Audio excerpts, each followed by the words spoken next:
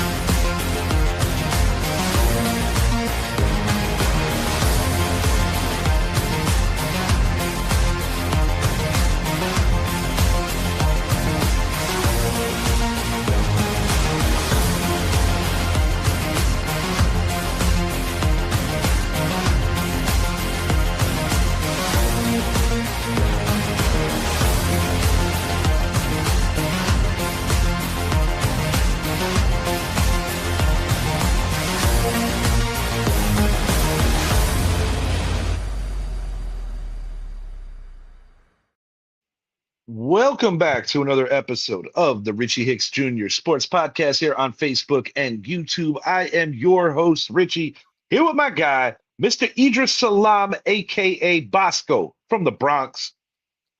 I got sunshine on a cloudy day. What's up, everybody? We are one day away from Yankees baseball. New York Yankees take the field tomorrow in Frisco. Iconic old school rivalry, starting the Major League Baseball season with an interleague matchup. I love that ballpark in San Francisco too, and I think it's just going to be really interesting to see this on Netflix. Netflix has got their hands on everything. Amin Mahir, what's up, brother? Welcome to the show. What's up, Amin? You know something, man? And I know a lot of Yankee fans get mad if I say this, but I'll be honest with you. If I wasn't a Yankee fan, although I love the Brewers, if I wasn't a Yankee fan, I would be a diehard Giants fan. For some reason, I've always liked that team. But I'm a Yankee fan. Yankees. It's funny because I told you the story on multiple shows that topics come up. Jennifer's grandmother threw out first pitch for the Giants. Yeah. That was crazy, dude. Years ago. And Jen's got the jersey. Yeah. So I told Jen brought it up. She's like, I might wear that tomorrow. And she said, Jen always pulls for the Yankees, but honor her grandmother, she might do that.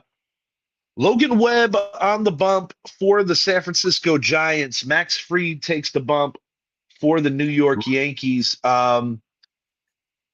Talking's over, man. We did our previews. We've been talking about this build-up for months. Mm-hmm. I'm fired up. Yeah, I am fired up. Let's go. We've been talking about this for months, saying baseball season's coming. And here we are. The boys are summer, baby. It's time, bro. And this is where all the side talk and the shit talk and everything else, you throw it out the window. It's time to go. I got Jazz Chisholm Jr. as my avatar here. Jazz did a lot of talking coming in. I'm going to say it now. Jazz is going to have a year. I think he's going to shore up some of his defensive woes. And I think that, it's a contract year. So I have a feeling Jazz Chisholm Jr. is going to really produce and take advantage of where he's hitting in that lineup. Giancarlo Stanton, I really, really hope that Giancarlo Stanton can stay healthy, because when that man is hot, he can carry a team for waves of a season. We know what Aaron Judge brings to the table. He's last year's batting champion. He's last year's American League MVP. What's missing in Judge's resume? It's the World Series trophy. Last year, in a shorter sample size than the previous year, because we got knocked out earlier, playing at a high level. Cody Bellinger's back. That was a guy that I feel the Yankees absolutely had to bring back. Yeah. And Ben Rice getting the promotion at first. He is the Yankees starting first baseman now. He's the emergency catcher. You probably will not see him catch this year. He's the emergency catcher. You got JC Escara backing up Austin Wells. Season starts a little interesting with both Jason Dominguez and Spencer Jones being sent down to Scranton, despite the fact that they were both hitting well. I think that's a good problem to have. Oh, yeah. For sure. And got to hold the fort down for Rodon and Cole. Rodon should be back early May, possibly late April. And we're going to have Garrett Cole back hopefully before the All-Star game, the All-Star break. I'm thinking June. They're saying he's ahead of schedule, but like anything else, given the nature of that injury, you want to take your time. But my God, am I ready? I am ready. Bringing back Garrett Cole, I mean, I wouldn't mind them bringing him back after the All-Star break. But you know what? Like that's fine because we got an ace coming back. Whether it's June or July, hopefully June, we got an ace coming back. So, and that's our ace. That's our guy. I mean, he's been out for a year. That's our guy. I mean, I mentioned it. It's almost like getting a deadline acquisition. Right. That's the kind of girth that this is a top 10 pitcher when everything's right. I'll be humble coming off the injury, top 20 right now. He's coming off the injury, but when he's on, really dude. Great place to start the season. A really, really great place to start the season. Barry Bonds, like him or not, Balco scandal or not, whatever have you. That was his ballpark. Willie Mays, that was his team in New York as well as on the West Coast. Just a lot of iconic energy with these two franchises going head to head. And now you have Aaron Judge, who is the supreme home run guy right now. Cal Raleigh coming off the 60 home run season, but Aaron Judge is still that guy, and he's my certified pick for AL MVP. And he don't care about these accolades. He wants to get to the World Series and win. Right. And that's what we all want. Yeah, that's my prediction. A rematch of 24. I got the Dodgers and the Yankees going head to head. That is my prediction going into the season. I think it's imperative that the Yankees get off to a good start because, sometimes it gets overlooked and overblown. Oh, it's just April, but, they all count. They all count. And I want to have a really good month of April. Yeah, because, our division's not, Toronto, Boston's still there. We don't know, because the AL East, we're definitely three guys up. We're definitely three guys. The only team coming in that shouldn't be in contention is the Tampa Bay Rays. Right. Given their bad budget and, the Wander Franco sitch where they lost their best player. Kevin Cash is a great manager, but you look at the additions that Baltimore made in the offseason, bringing in some star power and some power in general in Pete Alonso. You got prove-it years for these young kids. And then Boston, you got Boston Red Sox. I mean, Garrett Crochet is going to be in the mix. Much as I hate them. Yeah, much as I hate them, they are who they are, and I almost sound like Garrett Crochet is going to be a Cy Young candidate for sure. And, young Roman Anthony, that's my pick for Rookie of the Year. Toronto did lose Bo Bichette, but they still have a very dangerous offense. And, they were so close last year. I know the Yankees have payback on the mind. That's going to be a very intense situation whenever the Blue Jays and Yankees are playing head to head. It's going to be really exciting. And I love Max Fried, one of the best defensive pitchers. I mean, of course, to catch a guy like a Greg Maddux, he'd have to play forever because Greg Maddux had so many Gold Gloves pitching. People talk about how great of a pitcher he was. He was also a great fielder, but Max Fried also brings that element. And I think it's going to be much better than last year's opener. Last year was a little shaky in the beginning for Max Fried, but he's got a year in now, and I'm expecting him to really play the role of an ace, especially in the absence of Carlos Rodon, Garrett Cole. Anthony Volpe starting the year on the IL, Jose Caballero, who was a nice little addition, Mr. Utility, He'll be playing shortstop and getting more action this year. He led the American League in stolen bags last year with 49. So a good pickup from the Rays towards the stretch run. Mm-hmm. And I'll hot take it. Cody Bellinger. Cody Bellinger is going to get a hold of one tomorrow, hit one into McCovey Cove. Now, if Judge does that on some Oppo power, that is different. But that's my prediction. A little bit of a reach. But it's opening day, man. I am so damn happy. It's a time to rejoice.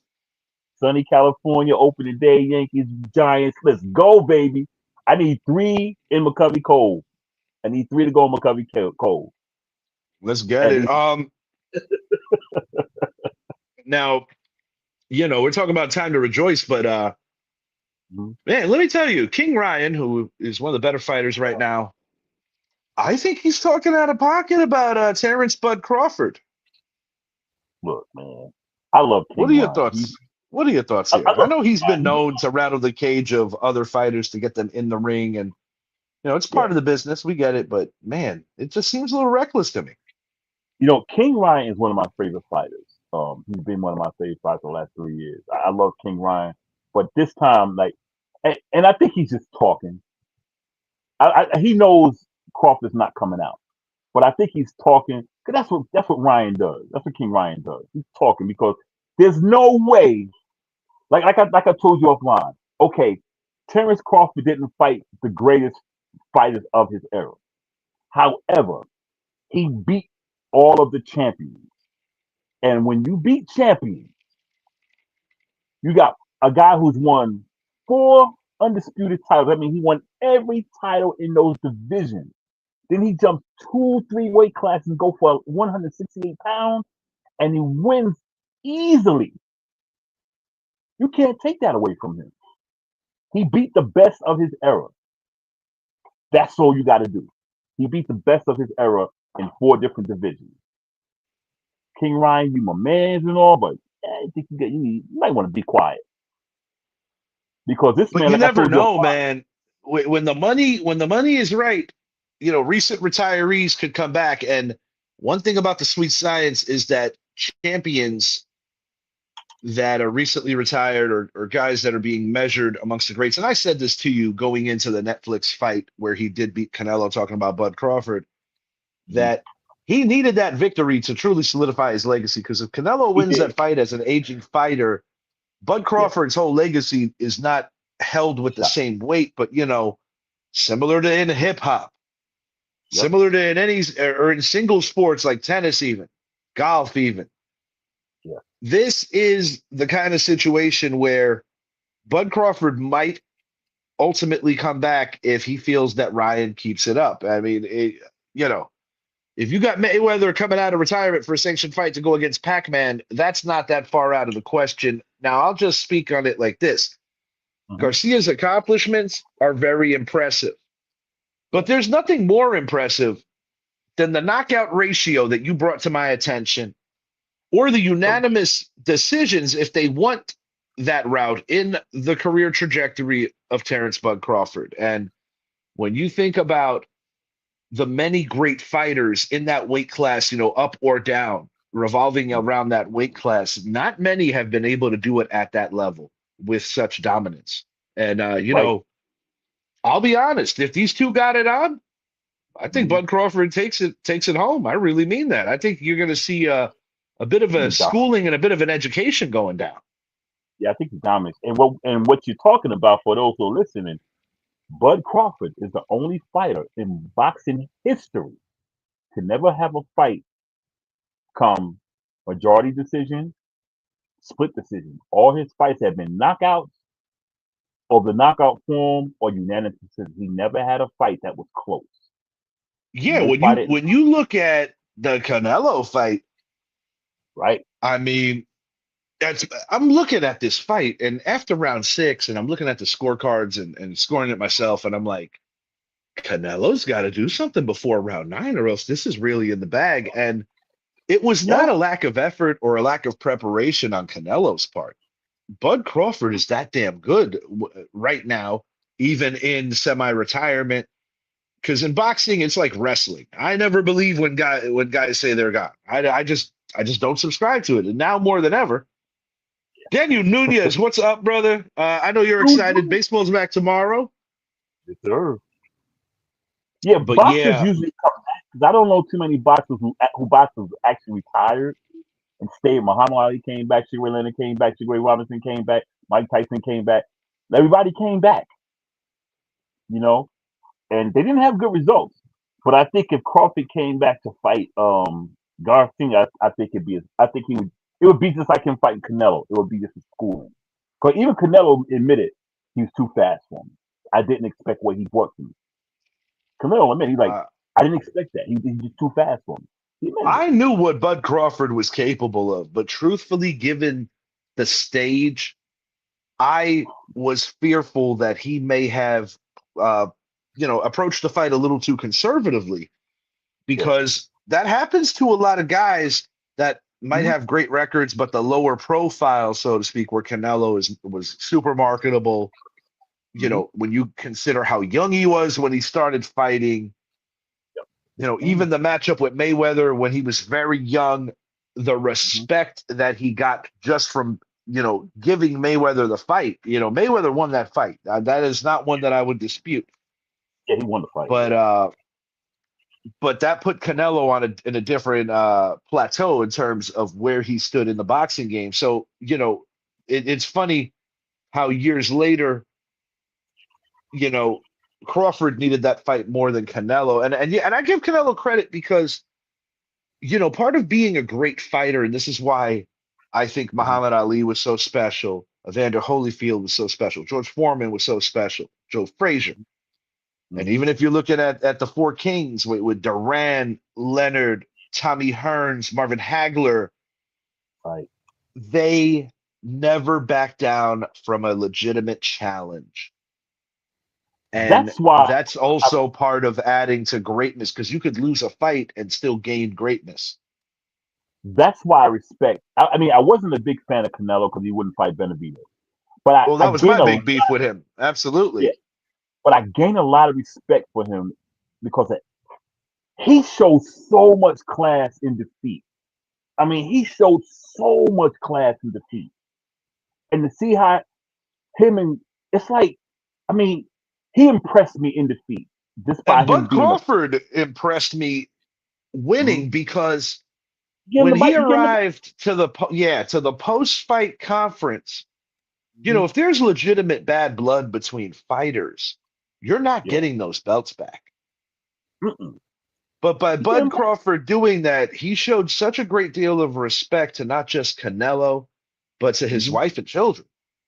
Yeah. That speaks volumes about the kind of character that Bud Crawford is, because Bud Crawford is truthfully just a real humble dude that Regular guy. Yeah.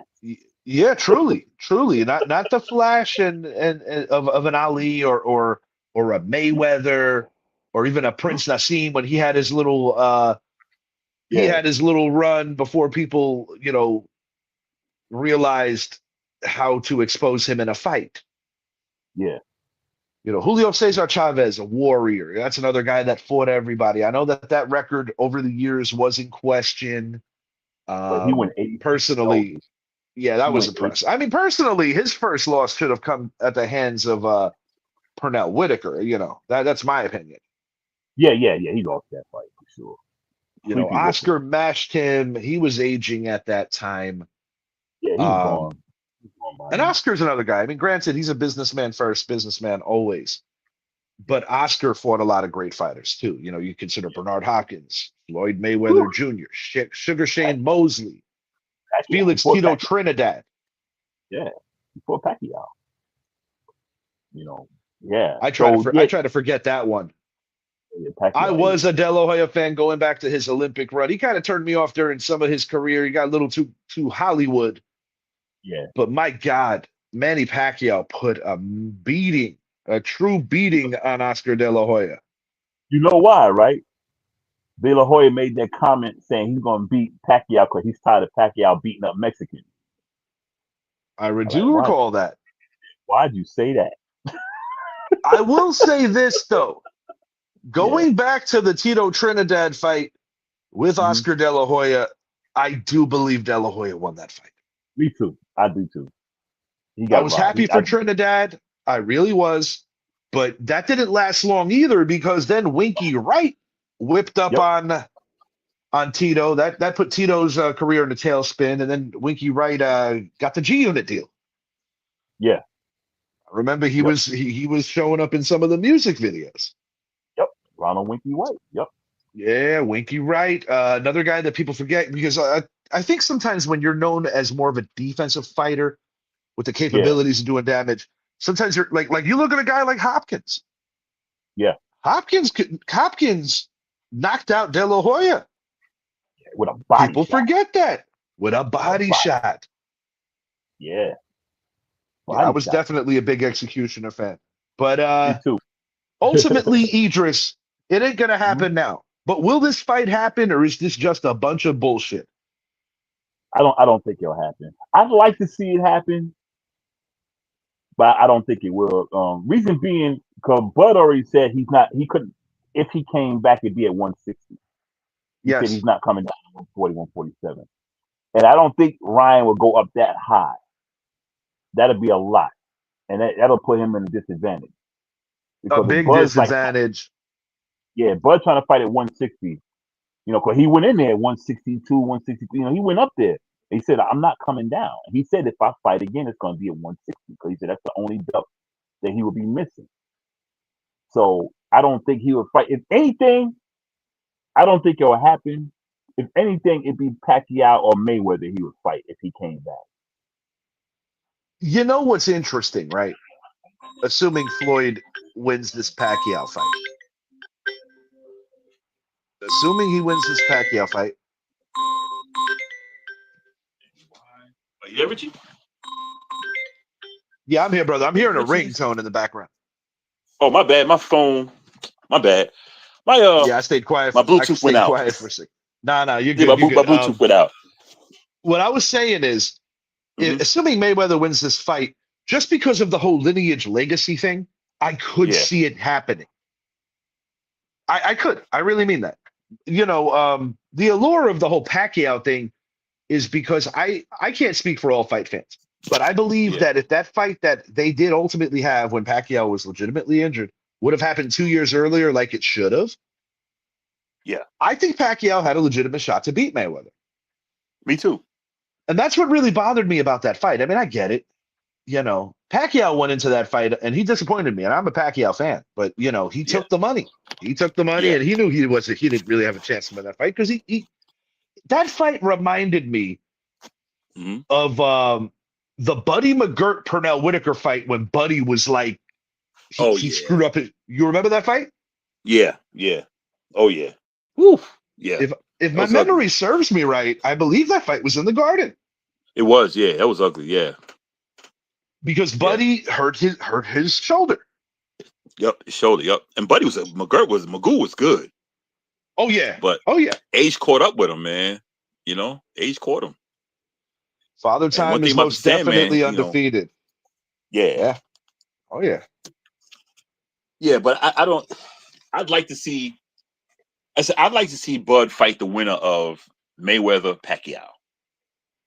It could happen. That could conceivably be more realistic. It's hard for me to envision Mayweather losing this Pacquiao fight. Yeah, because it's been proven that even if Pacquiao outboxes somebody, it's been proven that they're not going to raise his hand. Yeah, Pacquiao had to dominate him. Yeah, it's got to be that kind of scenario. Indeed. Yeah, he got to dominate. It's got to be that. It's got to look something like what Bud did to Canelo. Yeah, he has to beat him. He has to beat him. Like where there's no doubt, like he beat his ass. That's the only way I see him pulling it off. It's going to be something to monitor, though, because now let me ask you, do you like the fact that Netflix is getting involved on these fights, or do you think that it's hurting the sport more? Because, of course, getting real competition from UFC hurt the sport, and then you have these novelty fights like that clown Jake Paul that Oh that shoot. hurt the sport? And what's your feedback on this? Do you think that it's good, or do you think that it's hurting the sport? I think it's good. Reason being because that pay-per-view stuff was freaking outrageous. $49, $50 for a fight. I didn't like that. And I noticed with Netflix, the broadcast is better. It's cleaner. Those broadcasting the show, the fights are better. It's more cinematic to where when the network, except when the networks had like ABC, CBS, when they were showing like ABC when they show boxing back in the 80s, early 90s, except for that time. But when they went to HBO and Showtime, it was just too much. It was just too much pageantry and just too much nonsense. To where I see on Netflix, with the exception of the Tyson Paul fight, the undercards have been great undercards. They have been real good. Even with the Amanda Nunes and what's her face, and Katie Taylor, those are great fights. Canelo, Bud, great fight. So I like it. I just hope they don't go too. I just hope they don't go get greedy. Like, okay, even though you got a subscription to Netflix, you got to pay $30 to see the fight. As long as they don't do nothing like that, keep it the way that if you have a subscription to Netflix, okay. Now it hurts the people who don't have Netflix because it forces them to buy Netflix. That's why I don't like because it means you have to have. It's just like with Prime. I mean, not Prime. Peacock. Where you got to pay for Peacock to see certain football games. I don't like that. I like put these things on TV where people can watch it. You there? Yeah, brother, I'm here. My Oh, okay. I apologies. thought I I got heard a cut off again. thud. I heard everything you said. I heard a thud in the house. Oh, I thought I got cut off. I was like, oh no, not No, you again. didn't get cut off. I wanted to make sure everything was all right over here. Yeah. All Yeah, right, I'm but gonna. that's my take on it. As long as they don't get greedy and start charging extra fees to see this and see that, I'm fine. I do wish the networks would have it again, because I remember I used to come home on a Saturday evening, turn on ABC or whatever, and I get to see a fight. Even in the afternoon, Ali Frazier, I'm that old, y'all. So Sugar Ray, Andy Price, you got to see the greatest on regular, network TV. I mean, I You know, remember when ESPN used yeah. to do this. I mean, hell, even aging myself now. Sports Channel. Remember Sports Channel? Sports Center, yeah. I forgot about them. Yes, Dang, yeah, sir. you did take it back. Yeah, it's like that. Just don't get greedy, man. I like Especially in it. these times, Yeah, you want to make a sport that needs to get some of its guts and glory back. You want to yeah, make it consumer friendly because times are hard. Let's be honest, yeah. times are hard. Right. Times are hard. Indeed, indeed, indeed. And we're gonna move it along now Hmm. to the story that just never wants to die. Um, Oh, yeah. Saw this on a friend of mine, someone who loves the Giants as well, someone who used to work for Giants Wire. After yeah. the Fanatics exhibition, so to speak, that Odell Beckham put on, apparently there is some interest amongst NFL teams. Teams have not been disclosed, Hmm. but possibly looking into giving Odell Beckham another shot. He did sit out last year in part to the PED suspension, in Hmm. part to the fact that he did not play well. Yeah. He did have a respectable season back in 23 Hmm. with the Baltimore Ravens. And that's the Hmm. connection here. It's not so much about nostalgia time and, all this, Yeah. because there have been petitions. He's one of the most popular players, for better or for worse, that the New York Giants have had in the last 25 years. That's not to be disputed. But Yeah. And I as we guess spoke offline, yeah, um, I don't have a problem with him coming back as long as he comes out to be a leader. And I'm thinking, the more I think about it and what you said about, him being with Harbaugh, and maybe Harbaugh saw that leadership in him. Because that's and said, something that I personally think the first time that he showed that was when he got an opportunity by pure chance when Robert Woods went down. We're talking about the Los Angeles Rams 21 Super Bowl victory over the Cincinnati Bengals. Odell Beckham Jr. is your Super Bowl MVP. Yeah, he doesn't get even though he injured. got hurt, he's the MVP. Yeah. Yeah, it ended up going to Cooper Kupp, but he looked like the Odell that took the league by storm for the first 3 years of his career. But I have mixed feelings on this. When I consider all the kids that are coming out of college, and plus the veteran situations that the Giants just brought in, you got Mooney. Most recently, you pick up a really, really good tight end in Isaiah Likely. You get Calvin Austin in the building. I believe that it's not necessary unless if Odell is willing to take a league minimum contract with certain incentives that would be performance based. Because do I think there's a value there in terms of being a leader? Of course. Do I think there's a value there in terms of, sharing knowledge at that position with some of these guys? Absolutely. There is the LSU connection with neighbors, but they're years apart. Yeah. It would be interesting to see, because I think every athlete wants to have a home base, so to speak. And that's one thing that Odell, unfortunately, never truly had, because after he burned his bridge with the New York Giants in a trade that ultimately brought in Jabril Peppers and via the draft, Dexter Lawrence, who's still on the team, it's been a lot of stops. Cleveland was in a way to send him, as he would put it, for his career to die. He got lucky going to the Rams. I was actually surprised he didn't go back to the Rams. Yeah. I thought the Ravens stop was respectable. He was one game short of going to another Super Bowl. And Miami is something to forget. A lot of people forgot he was even on the team. And then you have the PED suspension in 25. Last time the Giants even flirted with the idea of bringing back Odell Beckham Jr., you have to go back to the 22 season, Brian Dable's first year in New York. But I think given the finances of the team and the fact that Odell's market was a lot more robust than it is now. Yeah. But one thing I got to give him credit for, he has always been able to get paid. Yeah. True.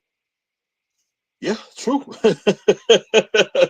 I mean, I would not co-sign giving this guy what the Ravens gave him, and that was what? No. No. No, he's past that. He's past that point. But is he a good route runner? Yes. Does he catch anything near him? Yes. So there is a value there potentially, but like I said, it's a long time ago from if any Giant fans think that you're getting the guy that took the league by storm. Yeah, that guy's gone. No, gone. Unfortunately, that's a good memory. I think, but it would be cool. It would be cool. Yeah. I mean, bro, we were in the building for Jacksonville. That was the first time I wore my Landon Collins jersey in probably about 3 years. That was cool. That was cool. Listen, as long as he comes back and he knows, hey, this is Malik Neighbors' team, this is Cam Scatterbo's team, this is Jackson Dart's team. And absolutely. He goes and most importantly, it's John Harbaugh's team. Right. If he goes in there with the Jameis Winston attitude, yes, I'll love him because Jameis knows what he's there for. And Jameis's energy and positivity keeps that team like, we can do this. And you don't get much more of a positive thinker or a guy who keeps things in a good perspective than Jameis. Jameis, of course, had the 30-30 season. He throws for 5K, but he also threw for 30 picks. Right. He gets replaced by, in many people's estimation, the GOAT, Tom Brady. Tampa quickly wins a Super Bowl as a wild card. And then they win a division title. And then Brady probably regretted not staying retired in the third year. But the point is, Jameis has always been valuable to a team. Even if you go back to the iconic final matchup between Drew Brees and Tom Brady, a lot of people might forget this. The best pass thrown in that game was a pass thrown by Jameis Winston, not by Drew Brees, not by Tom Brady. Yeah, that's what I mean. Jameis Winston, he brings so much in that, and I feel OBJ. I feel he can too because, aside from the injuries, as we spoke offline, aside from the injuries, the guy can run a route. He's a great route runner, and once he gets the ball, it's like, look out. And if he can bring that, I mean, we don't need him to be OBJ, the rookie, or the second year. We don't need that. We need OBJ in Baltimore. And someone who can come in there, okay, we need to run a 3-receiver. We got Darius Slayton. We got what's the name we just got from the ATL. We got these guys. But let's bring him in, put him in the slot, or just let him fly, see what he got, because I think he still brings a workout value. and a physical is not out of the question. I think that's the best way to put it. We'll see if the Giants are even semi-interested or if this is just more smoke. But one thing that is not debatable, Odell Beckham Jr. has shown a desire over the years to want a reunion. And I think it's just to rewrite a story that was ended rather poorly, in large part to his own behavior. Mm-hmm. But I'll tell you, it would be interesting. And I'll go in my podcast room. I'll go grab my Giants Odell, which is actually in phenomenal shape. And we'll see. Maybe I'll wear it again. I'll tell you one thing. If that man ever did come back, he better go to Jalen Hyatt and be like, I want that number back. Jalen Hyatt better give it up. And he's certainly not going to wear number 3 again because that's currently being taken by Abdul Carter now that defensive players can wear kickers' numbers. That's a whole nother conundrum. Jalen Hyatt needs to give up that 13. Period. Jalen Hyatt needs to just learn how to I run don't even know why he's still on the team. That's a great question. Then again, some would question why Evan Neal is, but I think that Harbaugh views that as a coaching challenge and something that he's up to task for. Maybe he'll get something out of him. At least Evan Neal did show flashes. At least, but Hyatt hasn't shown us anything that, except that he can outrun people. Yeah, he can outrun people, and that's it. Man. Even in Madden, he frustrated me. Oh my God. Dude, I traded his ass, dude. I traded him, man. I traded him. Oh shit. Yeah, I think I got a line. Yeah, I got a linebacker and I put him on the edge. And I got more out of him than I got out of Jalen Hyatt. All right. Yeah. Well, like anything else, we'll stay tuned for that. Of course, the NFL draft is coming up next month. One of my favorite times of the year. We're going to be doing our big mock draft show here at the show. Looking forward to it. Knicks applying pressure on the Celtics. They are drawing near for that 2 seed. Something that I see as a blessing, not as something I'm going to do a backflip over because I had huge expectations for the Knicks coming in. Lakers stumble after winning 9 straight against the Pistons, and the Pistons resolve paying some serious dividends. They are a tough-minded team. Cade Cunningham, we don't know what the future holds for him for the duration of the regular season going into the playoffs. Mm-hmm. And, many would see that even if they are the 1 seed, it would weaken their chances to come out of the East and open up the door for teams like the Knicks, teams like Cleveland, teams like the Celtics. So a tip of the hat to the Pistons. I saw enough of that game to tell you that they are a very tough-minded team, and they have certainly grown from last season where they lost in 6 tough games against the Knicks. Yeah, they're going to be tough. They're going to be tough out. So we got to see what happened with Cade Cunningham. Because the playoffs are a whole different animal. It's the best of the best every night. And I don't know. I hope I want him to recover. I do. Because I think Detroit is going to need him in the clutch. No, absolutely. I mean, as a Knicks fan, of course you want anything advantageous. Oh, yeah. Because I've seen it on both sides.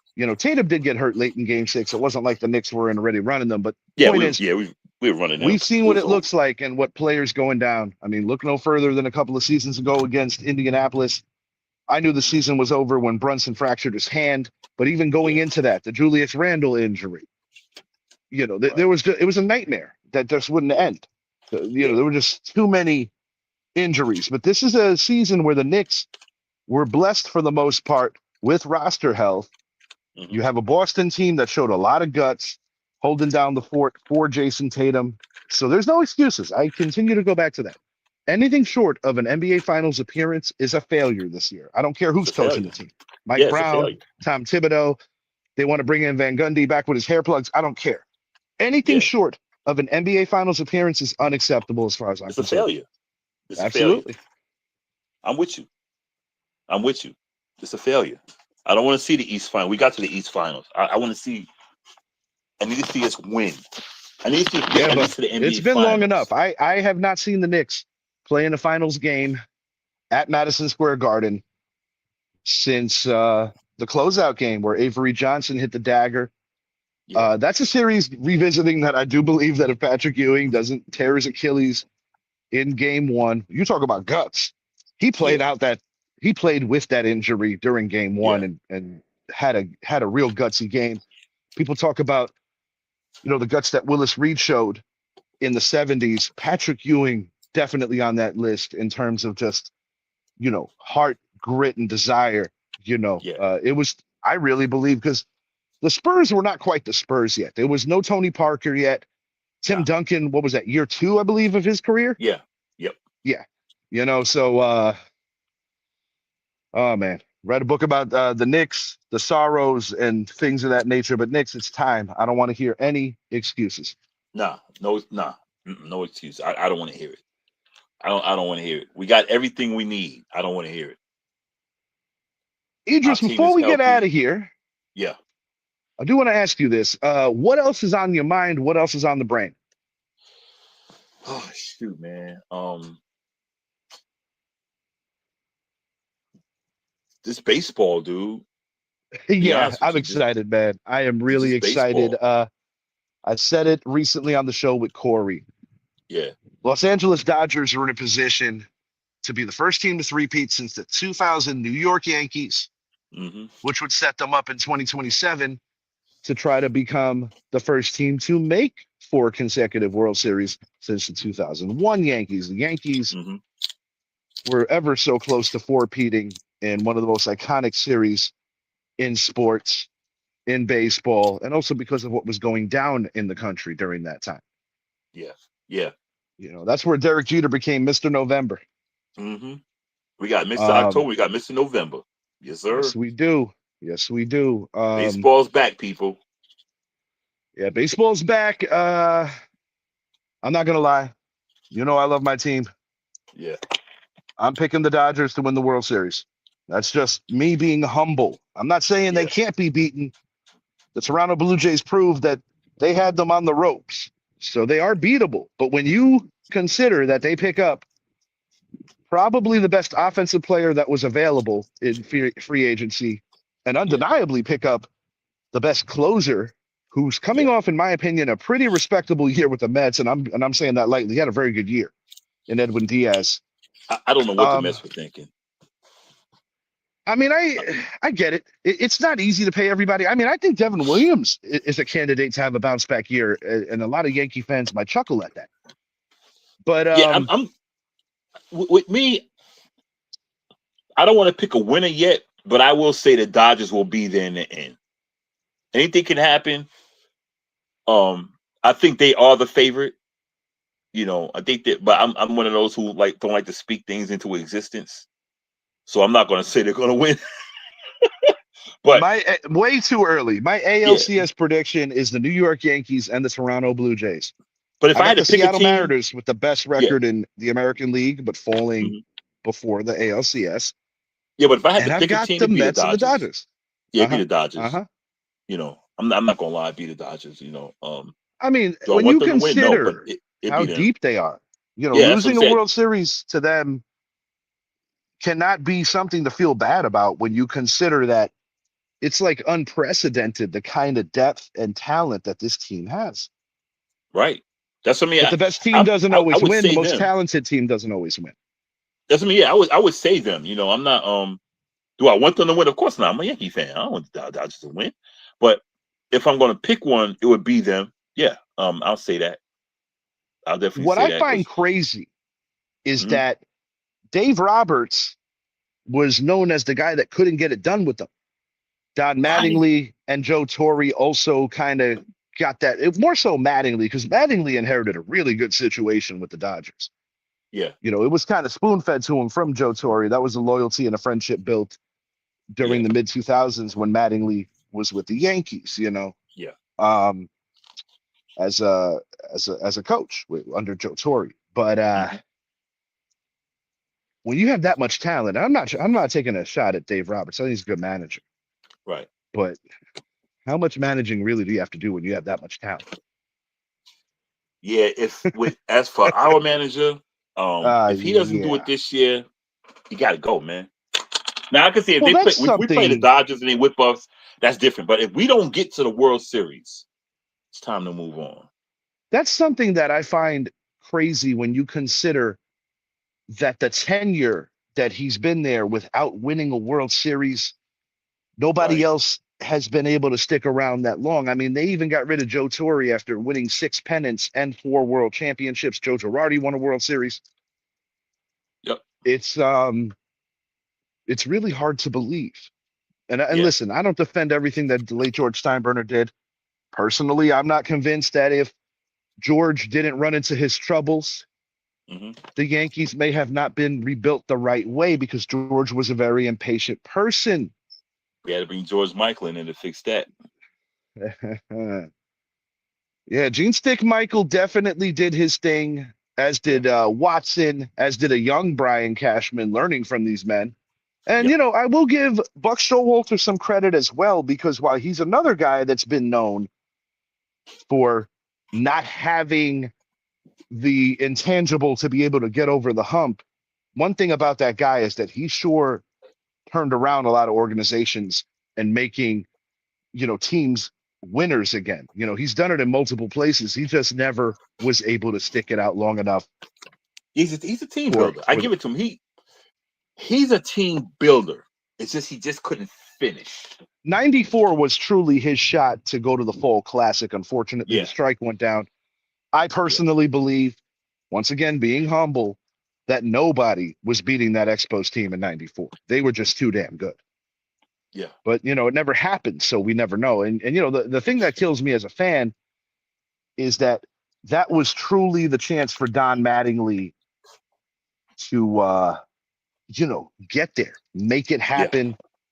You know, 04 is another squandered opportunity as a coach. We know what happened there. I didn't want to revisit that one. And then most recently, the World Series in Toronto. Don Mattingly's another very unfortunate guy. He'll probably tell you, he's such a humble man, that, you know, it's been a great ride. But those losses do take a lot out of you over time. Yeah, they do. They do. I just wish he would. I wish he was managing the Yankees. I really do, man. And I'm hoping. I mean, I hope we win. Of course, I don't want us to lose. But if we lose, if we don't make the World Series, we gotta let Boone go, because we can't go anywhere short of a World Series. Well, my whole thing is this: if you get knocked out in an early round, and if you don't, at minimum, make it to the ALCS, and you keep Boone, what is the message that you're sending your fan base? Exactly. That's my big thing. I mean, you've had guys that have won championships that were fired for less. I mean, Billy Martin, we know that there was a lot of toxicity there, you know, different era, different time in baseball. Yeah. Lou Piniella, he did a great job in Seattle. He, you know, I liked him. I mean, when I think about some of those 80s Yankees teams, if the wild card was a thing back then, the trajectory would have been different. And, you know, Boston can talk whatever crap they want, but the reality is that were it not for the implementation of the wild card, the Boston Red Sox in 2004 would not be a thing. Nope. Because everyone remembers in 1986 the New York Mets winning a World Series. But the New York Yankees, if the wild card was a thing back then, in a lot of people's estimations, were damn good in their own right. And these are teams back in that era where it was like, you could be the second best team in the American League, but if you're in the East and say Boston's ahead of you or Toronto or whatever have you, you ain't getting in. You're not getting in because it was just the AL East, AL West, NL East, NL West. It wasn't no Central either. I'm going to address this with Nunez for a quick second. Yeah. I can't wait to go to Mania, April 17th and 18th. Nunez, what do you think about this 2-day stuff? I have mixed feelings on. I'm an old school wrestling guy. Like, I grew up, late 80s, early 90s, WrestleMania 6, WrestleMania 3, some of the iconic moments. Yeah. I understand why it happened because of the pandemic when it became a 2-day event. And then the WWE basically kept it that way. But I believe to a level that it loses a little luster with the split dates. That's just my opinion. Yeah. I'm a fan of the old school big card, but the big card, yeah. But I do understand from a business standpoint why they do it. Yeah, but the big Sunday card, that's yeah. And that's another thing too, where Sundays have been replaced by Saturdays. Yeah. A lot of things have changed in wrestling in that regard of the way they present it. But I will say this, when you consider the kind of hard life that was for so many of the pioneers, oh man, working over 300 days a year, and now you get reality shows and you get commercials and it's like a great time to be a professional wrestler. Kayfabe is dead. It's a different era on so many levels. Yeah. I don't more power to them. You say what? More power to the wrestlers now. Yeah. I'm happy that the women's division is up and running again because I think a lot of the pioneers, it's unfortunate that they weren't able to show their skills, so to speak, in that era. But today's women's wrestling, they have graduated to a level where they can more than headline these events, and it speaks volumes about the evolution of women's wrestling. Yeah, I hadn't watched wrestling in a while. It's been about 10 years. I mean, I'll check it out, but I kind of lost my interest. But cause like me, I was a Trish Stratus fan, dude. That was my girl. Trish Stratus, man. Stratus Facts. That was my girl, man. Yeah. That was my. I was a Rikishi fan. Viscera was my dude. Rikishi's sons are currently the tag title holders, the Uso brothers. Hey, that's an incredibly I was a Viscera fan. Rest in peace, Viscera. What made me like Viscera was his intro music. I was like, man, he started back in the day with Men on a Mission during the New Generation era. Yeah, I was a Hardy Boys fan, Dudley Boys. Yeah, that was my era that I liked. I mean, I like the old days of Bruno Sammartino, but I was in the building at MSG. Yeah, when the Dudley Boys threw Mae Young through the table. Oh, Mae Young, man, I love Mae Young, man. She was so tough, man. That was a tough woman, dude. 2000 Royal Rumble. It was a real violent match between Cactus Jack and Triple H. Oh man, dude, that was brutal. And The Rock ultimately won the Royal Rumble that year. He and the Big Show were the last two. And the other eventful thing about that card was that it was Kurt Angle's first loss in the company against Taz, who came over from ECW. From ECW, yep. Yeah, that's my era. I mean, I used to go to some house shows back in the day. I remember the old Miami Arena. Different era, man. But like Demolition, Powers of Pain, back when the tag team division was a whole different stratosphere. Now it's like, it seems like it's weird. It's like you just put guys together now. Now the Usos are legit. They could be in any era. The New Day, legit. But it does seem like this is the era where they just put, it's kind of like throwing it on the floor, see what happens. Yeah. But yeah, the evolution of wrestling is pretty remarkable. Nunez, I'm going to ask you directly here. How do you feel about Triple H behind the scenes? Do you feel that the company is in a better way with Vince McMahon leaving out? I know that there's been mixed feelings from different people when these topics do come out on my show, but I'm curious to see what you have to say. So I'm going to give Nunez a chance to respond on that. Yeah, Vince McMahon turned into a clown. I'm not going to say clown. He turned into a freaking. I don't know. Towards the end, I just didn't like him. Let me ask you a question. Did you see Mr. McMahon on Netflix? Nah. Oh, it's worth a watch, Idris. Okay. Definitely I check liked it him out. for a long time. Because I used to like his walk, you know. Yeah, he had that walk. He had the Kiss My Ass Club. I mean, I liked him, but like I said, towards the end, he just I just lost in. I think that's what turned me away from wrestling. Because I started not to really like him. And I do like think Nunez makes a case here. Mm-hmm. Yes, I think Triple H is doing an amazing job because it makes it better. He opens up the storylines to be more deep. And I get what he's saying because what they do now, it's like they're planning 6 and 12 months ahead. Like if you look at the whole story when Cody Rhodes finally got over the hump and beat Roman Reigns, and from a nostalgia level, Vince back in the day had plans for Dusty Rhodes to be that guy, but Dusty wasn't as interested in that situation as Vince was. We talk about great heels. The Iron Sheik during the Cold War, that was a great character. Roddy Piper, one of the best antagonizers in the business. I mean, he played both sides. He was a tweener. I mean, shit, even when Hogan was at the peak of his good guy, yellow and red stuff, the Patriot, and so to speak. Yeah. He was also a tweener because Hogan was one of the good guys that did a lot of heel stuff, like with the eye gouges and with certain things. Like even when Hogan was a good guy, he did heelish things to win matches. Yeah. Yeah.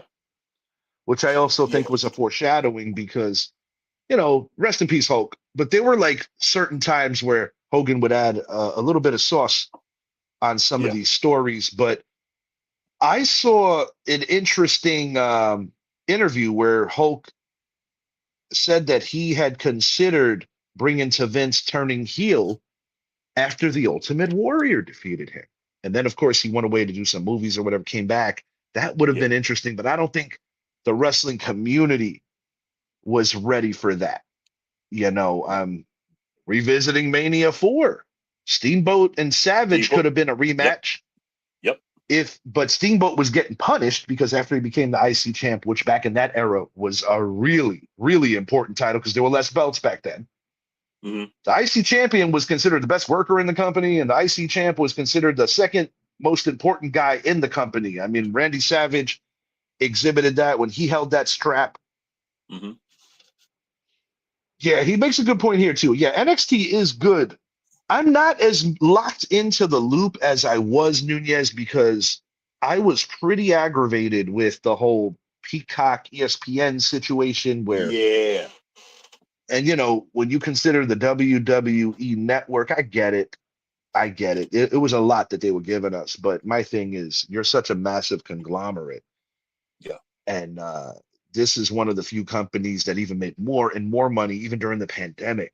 And I'm a little turned off, I must admit. Like I watch Raw when I could, but I'm a little turned off with some of the business. I'm like, man, y'all are greedy. But hey, that's just my opinion though. I hear that too. And I also think that even if you go back to like the Monday Night Wars, good stuff. But when you buy your competition, now AEW has a really good company. I want to make that clear. Oh yeah. But when you buy your competition, yeah, I've checked out. You buy AEW, your competition, you dilute the art. And yes, I do consider wrestling a sport on that level because while the results are predetermined, those are real injuries. Those are real athletes. Those are real tough people. And that's the part people forget. Wrestling might be scripted. We know that. However, the injuries are real. These guys are taking these. They're taking it. The women too. And I gotta prop the women because you look at the women, you know, they all look feminine. They got a little muscle here, but these women are tough, man. Bro, I'll keep it 100 with you. I would not Mhm. want to get into any kind of altercation with Rhea Ripley. No, nah, nah, nah, nah, Oh, nah. no, no, no. You have Jade to hit them with a Cargill, freaking no, sir. baseball bat because Yeah, no. they're coming. They're coming. You got to No, hit them but with a even some baseball of the bat. smaller wrestlers, like Liv Morgan, she's tough, bro. Yeah. She's tough, bro. I remember even freaking skinny ass Stacy Keebler back in the day. She was tough. Yeah, Stacy Keibler could take a bump. You know what? Yeah, Unbeknownst to me, I found this out she was actually dating George Clooney back in the day. really. Nia Jax, another great athlete, and also another Yep. relative to The Rock, to that iconic family. Wild Hmm. Samoans, of course, Roman Reigns, the Roman Reigns. Yep. Usos, Rikishi, Yokozuna, the late great world Yokozuna. Yep. champion. Now that was an athlete. That was a big man that could move. That was yeah. Yeah. That's what I mean. You know, wrestling has had. Nunez got me God, fired up. I'm glad he put a little bit of spark towards the end of this. oh man. What you know about? Oh man. Look at The Wild Samoans, yeah, way Steph. ahead of their time, brother. Way ahead of their time. Stephanie. Nunez, we're gonna have to get you on for a wrestling pod. I know it's Yeah. baseball season, so you're always welcome to Nia jump in Jax. Oh, here. Nunez naming them all, dude. Okay. No, Nunez is a legit wrestling fan. This was his second Mania. I've yet to attend a WrestleMania. I've been to other pay-per-views. I've been to Yeah. SummerSlam. My chance to Yeah. go to Mania was actually the first time that The Rock and John Cena went head to head.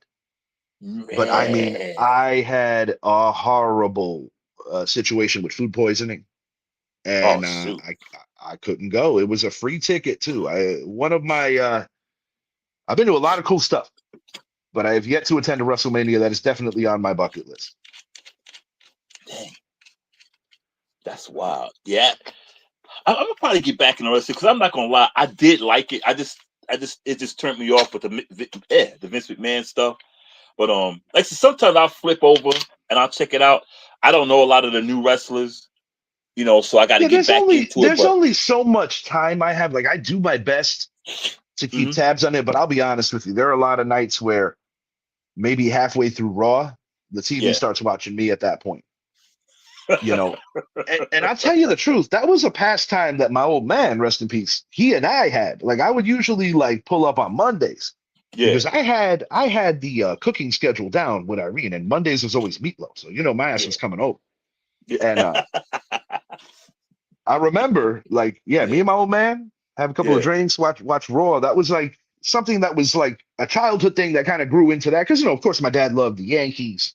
yeah, In football, my dad was a Packer fan. But the yeah. point is, like, that was the guy I watched all the games with. That's how my niece and her father was. When she was young, he used to come over there, and they would sit up and watch TV because I'd come over my mom's house and chill with her, and they would just sit up. And she was young, and they would just watch wrestling. I said, "Look at them two." Yeah, man. And let me tell you, true story. Yeah, Probably about 6 years old, probably sick like a dog. yeah, And my old man was sent to get GI Joes. They didn't have what I hey, wanted. They didn't have what I wanted. He yeah, returns with like some kind of binocular picture set. This is like what I mean about like aging myself. And it was yeah, like a yeah, little spin thing where it like tells a story, and it was a WWE product. I'm assuming LJN was that's the company they ran with back then with the old rubber yeah, yeah. wrestlers. But anyway, I had every one of those too, and I can regret that my dad gave us another conversation. Can't really yell at him here. At any Yeah. rate, that's how I got in. Yeah. Something is, and within a couple of months, Uh-huh. I'm at the Costa House, good friends of my mother, Yeah. WrestleMania 3. That's when they got me. The first match that ever captivated me was Savage and Steamboat. You said Savage and who? Randy Savage, Ricky Steamboat, Oh, Ricky WrestleMania Steve. 3. Oh, yeah. That You was the aging one. yourself, buddy. That was the one. I was like 6 years old. There's a lot of Yeah. stuff about that event that kind of Piper's semi-retirement, they always come back, like I said. And of course, Hogan, Slam, and Andre. That was like my first legitimate wrestling experience. Like I saw a couple of superstars and challenges leading up to Mania 3, but that's Yeah. like what locked me in. They had me after that. Yeah. And, I've left for a while. That PG era I wasn't really feeling it. The beginning of the Cena era wasn't really feeling it. Get a little older. Yeah. Other things. The end of the Attitude Era, I kind of Yeah. veered away from wrestling for a minute. Same But, here. Yeah. Yeah.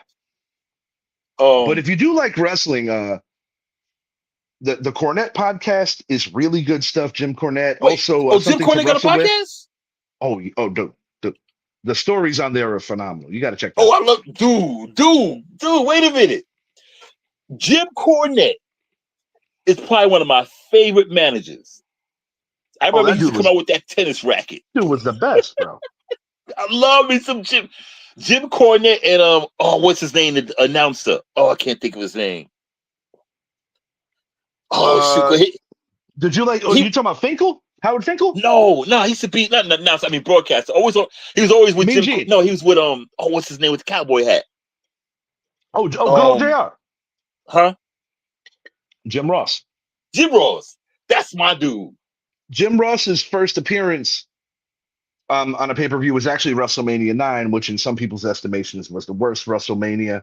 They had a lot of talent that I feel that they like squandered on that show, but I think the worst WrestleMania ever was 2 because of the three different destinations.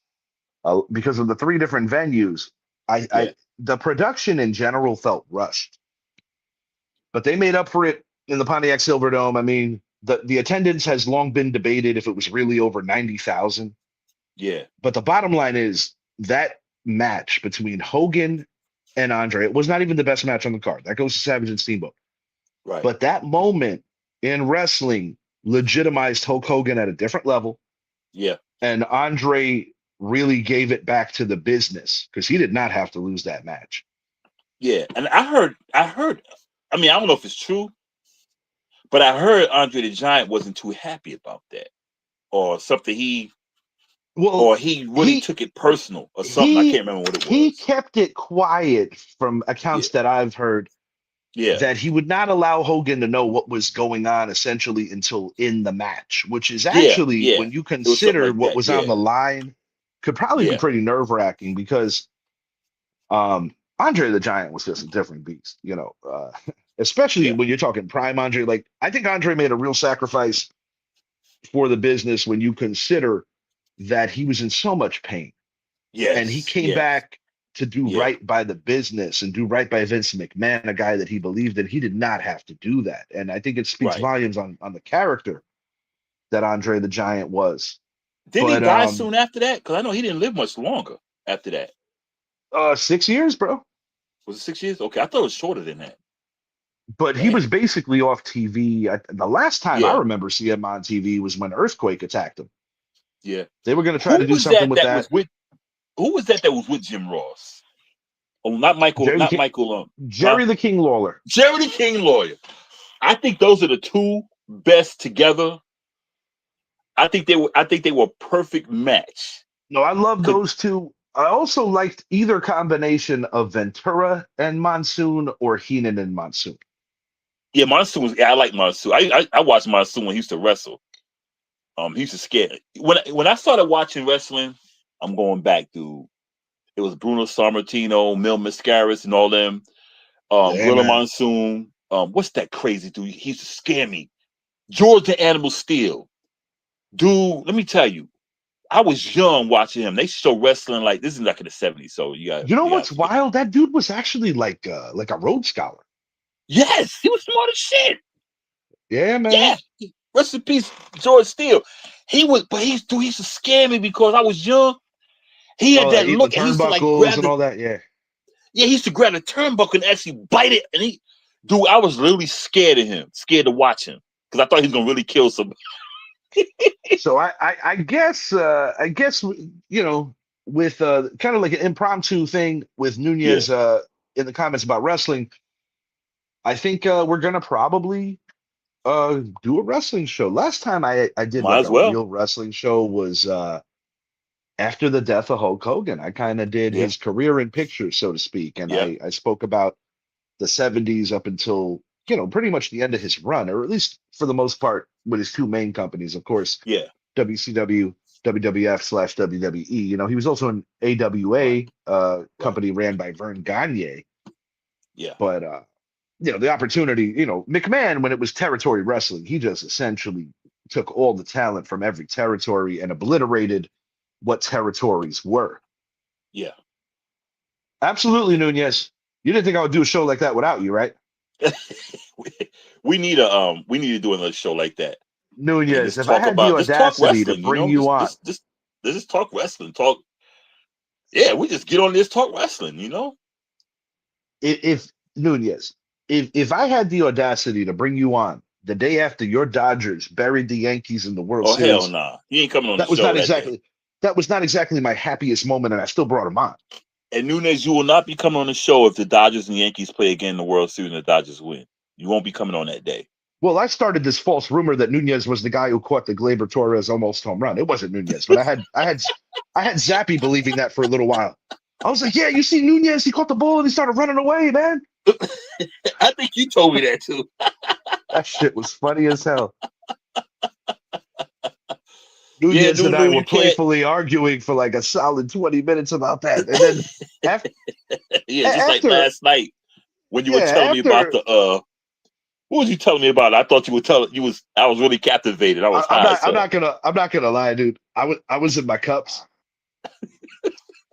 So I refused to even say that was not a home run. But then when I saw the replay, I was like, all right, well, let's concentrate on this. Why did Aaron Boone pitch to Freddie? And then I just used all my anger towards that. Yeah. But, you win some, you lose some. But how you deal with your losses says everything about everything. Yeah. That's it, bro. And it was well earned, man. I personally think the series should have won 7. You have a horrible inning, possibly the worst defensive inning in the history of any World Series I watched. And then game 1. That was horrible, dude. Should have won game 1.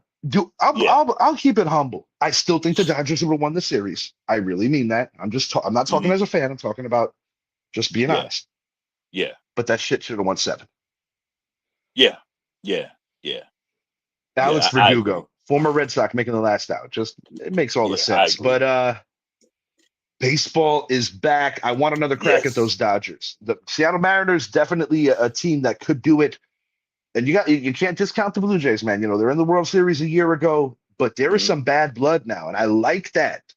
And then, you don't need any motivation for Red Sox, Yankees. It's always been there. But the Blue Jays and the Yankees right now, and now you got the Orioles that are trying to, re-enter the table, sit at the table again. This is going to be a fun year in the American League East. And you know what? This is why, and I know I'm going to get a lot of hate for this. This is why when the WNBA was saying they were going to strike, I'm like, go ahead. Baseball's coming. We'll be good. They cannot afford to. That is just crazy work if the women think that in any way, shape, or form that will benefit them. Up until Caitlin Clark, this league basically never even made a profit. Right. And, I understand where Angel Reese is coming from, but you got to be realistic. Caitlin Clark is the one that people are coming to watch. I'm a black man. I don't care what people call me. Caitlin Clark is what brought the buzz, because everyone would see, could she do what she did in college? Could she do it in the pros? I would say she's the most polarizing player in the WNBA since probably Cheryl Swoops and Lisa Leslie.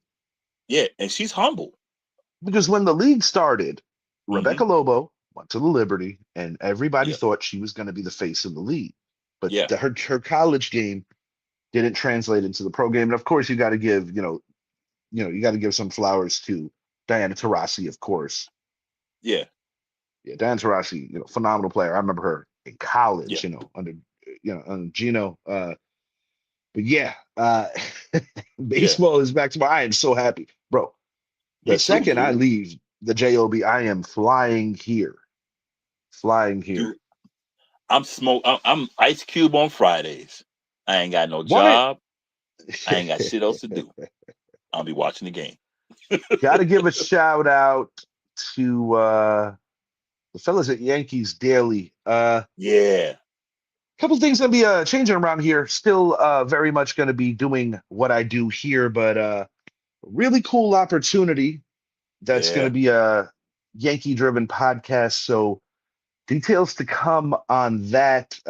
Just want to say that looking to broaden my horizons a little and definitely excited about the opportunity. And anytime I can talk about the Yankees, I'm with it. So don't worry, guys. We ain't going nowhere here. But Right. really excited, man. Really, really excited about the opportunity. I'll be sharing some details on a future show with regard to that. Daniel Nunez, as always, thank you for hanging with us. You always bring an extra element. Like we were actually going to shut it down, and then when that wrestling talk opened up, I'm like, "Yo, let's hang for a few more."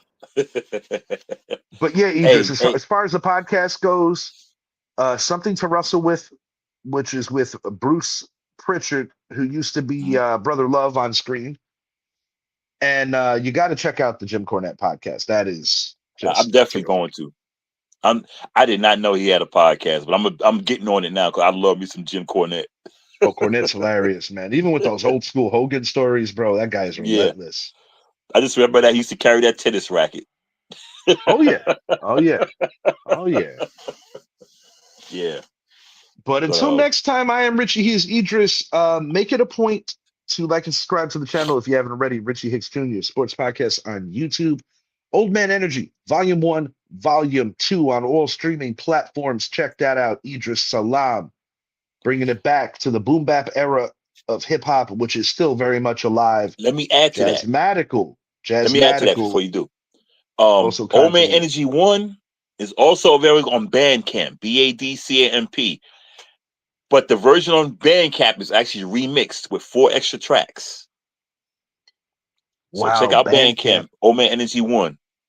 Bandcamp brings it back. I remember when one of my former co-hosts, when I was on the Jordan Patrick show, Elliot Evans, he and his brother, Next Door Strangers. Yeah, man, they were working on Bandcamp back then. I remember that. Yeah, it's a whole new remix. 4 extra tracks. The album's whole remixed. So I got number 3 coming out next month. I got 2 tracks on there. I got a New York Giants track. I got a Cowboy track. Of course, it's a diss. Oh, I love that one. And I got a New York Knicks track. Heard that, and I'm going to be concealing that until that gets released. But that thing is off the chain. Well, you get the free version, so you ain't worry about that. I got you. Announcements to come for our next show. Something that I'm going to be looking to do here, regardless of what I'm doing with my future endeavor. I'm going to be coming hard on. You might want to rephrase baseball. Yeah, I said that a little backwards. I'm going to be bringing the heat on baseball, Yankee-related topics throughout the course of the year. I'm looking to do something Yankee-related almost on the Reggie, like literally every single day. He's coming hard, ladies and gentlemen. Hey. Knicks beat the Pelicans 120-116, another lackluster victory. Why are we only beating these inferior teams by 5 and 3 points? Right, we should be beating about 15-20. Well, at least Dorney got to see this team win today. He was in the building, but I'm sorry. This is the kind of stuff that aggravates me. I'm not going to go get into this whole freaking diatribe now about the Knicks aggravating me. A win's a win.